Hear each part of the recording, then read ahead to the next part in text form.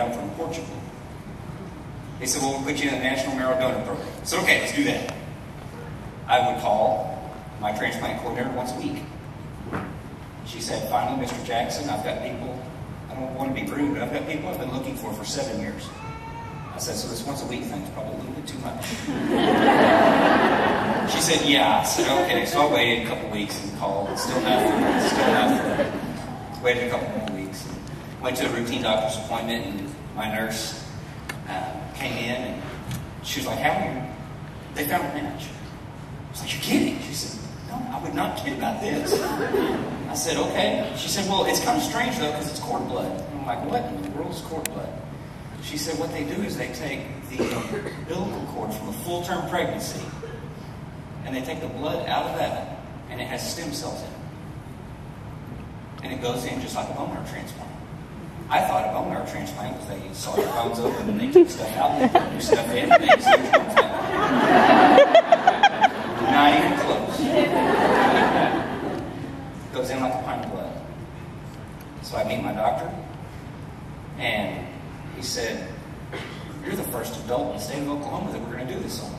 Now that'll instill some confidence in the patient.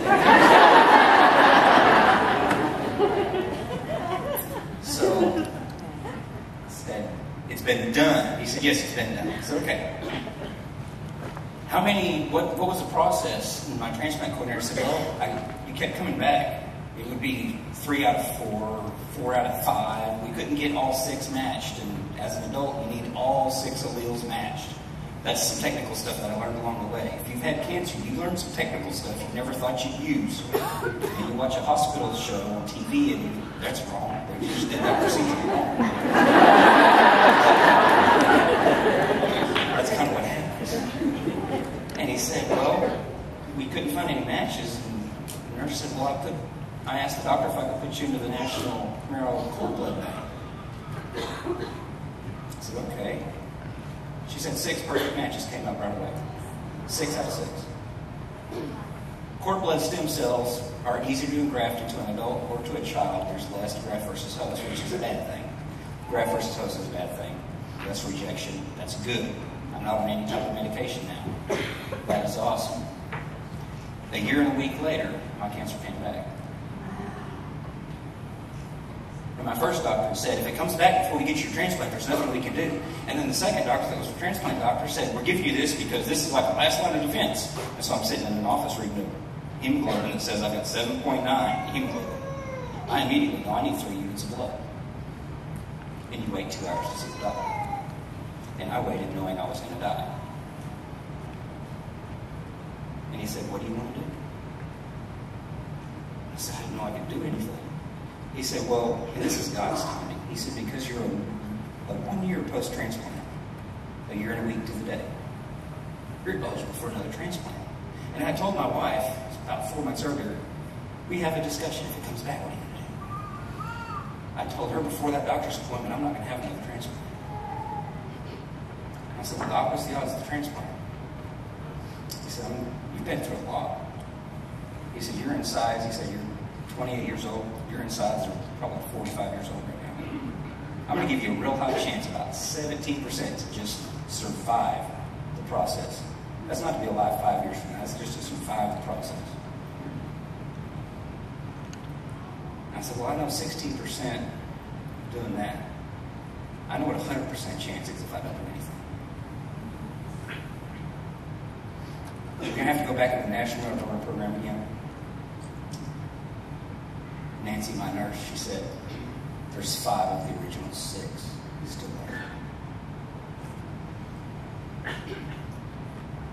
Had I gotten sick 7 years earlier, I got sick in 2001. The first adult cord blood stem cell transplant wasn't done until 95.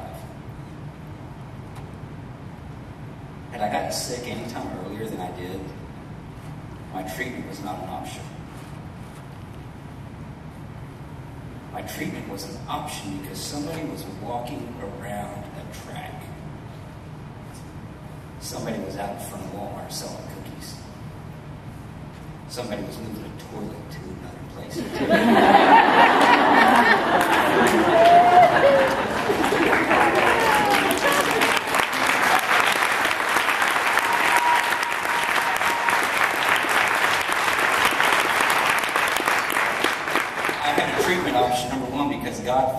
they're done. And number two, because the American Cancer Society funded the research that started cord blood stem cell transplants. Not the controversial embryonic stem cells. Not even close. I got to go to Washington this last year on behalf of the National Marijuana Program and talk to Dr. Tom Coburn and Tom Cole, my representatives. ACS-CAN is real. This is a fight back ceremony. Usually at a relay, this is about 2 or 3 o'clock in the morning. People are dragging and they're drinking Red Bull and Here's the problem. The problem is cancer does not care who you are, what you do for a living, if you've been married 1 year or 55 years. Cancer does not care. It is no respecter of persons. You're here because you're touched. And there are times when you feel powerless. But there are things you can do. You can fight back. You can put sunscreen on. You can encourage someone that's still using tobacco. I know cancer survivors that are still using tobacco. Seriously? Do you not know what it causes? One of my greatest friends, he's a big guy, walked behind me when I walked my first survivor lap 2 hours out of the hospital. Still did. I'm like, what's wrong with you? I have loved ones that won't quit their vices. I can encourage them. I don't want to talk down to them, but I can encourage. Something you can do that has positive results. Maybe you didn't want the full ACS-CAN membership. $5 goes a long way when you multiply it by 600 people.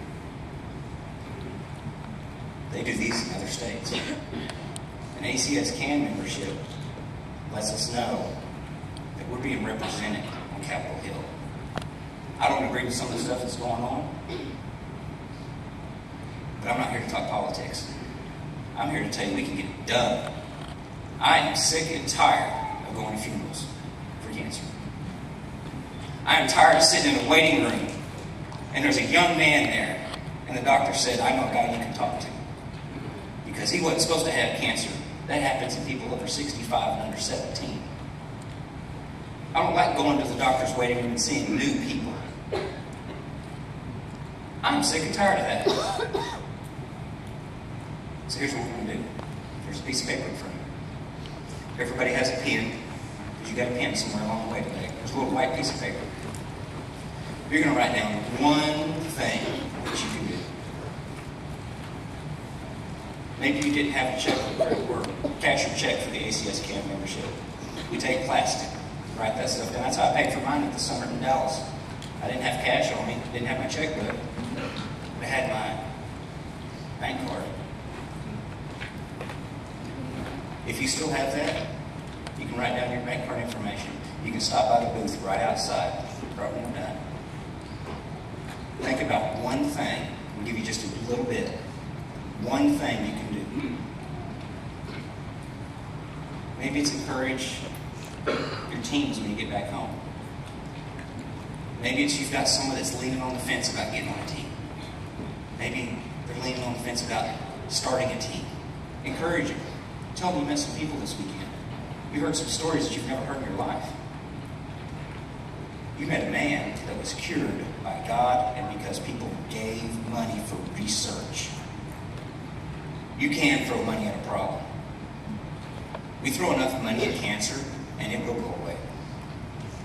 That is a promise. Has everybody got something written down? You can do one thing. Write that down and put it in that bucket right in the center of your table. Now your one thing isn't that big. There's about 9 people at a table. And there's almost 600 people in here. That is 600 differences. That is 600, I'm going to do something. I'm sick and tired of it. There are different things that inspire us. There are different things that get us focused. Boomer.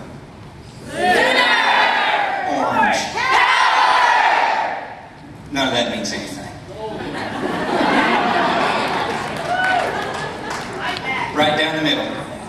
Raise your hand, my beautiful wife. Right now. From her over. And from her over this way. You ever been to a stadium and cheer your old signs? This side is fight. We're fight. We're fight. You hear that? You're fighting. This side is back. Are you ready? Fight! Back! Fight! Back! Fight! Back! Fight! Back! Fight! Back!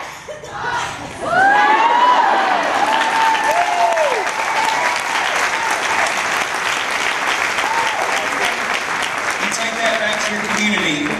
And I don't want to hear, when I step on the campus for Oklahoma State, I don't want to hear orange and power. I want to hear Josh walk by me and go, fight! Back! And I'm going to yell back. Back! Take this one back. Use it in your team meetings. Get them charged up. Because when people get passionate about something, they're going to do something about it. Yes. I asked my wife to marry me because I had passionate feelings for her. I got involved with Relay for Life because I've got passionate feelings about people staying alive a little bit longer.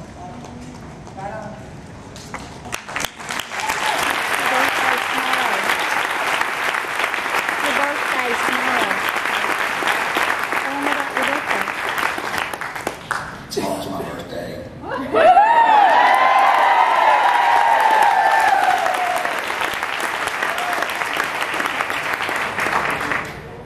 One more thing, and I'll let you go. If you contacted me about an appearance, get with me right afterwards to make sure we have all that information together. And if you need me for an appearance, I'll check my schedule and see what we can do. Bye!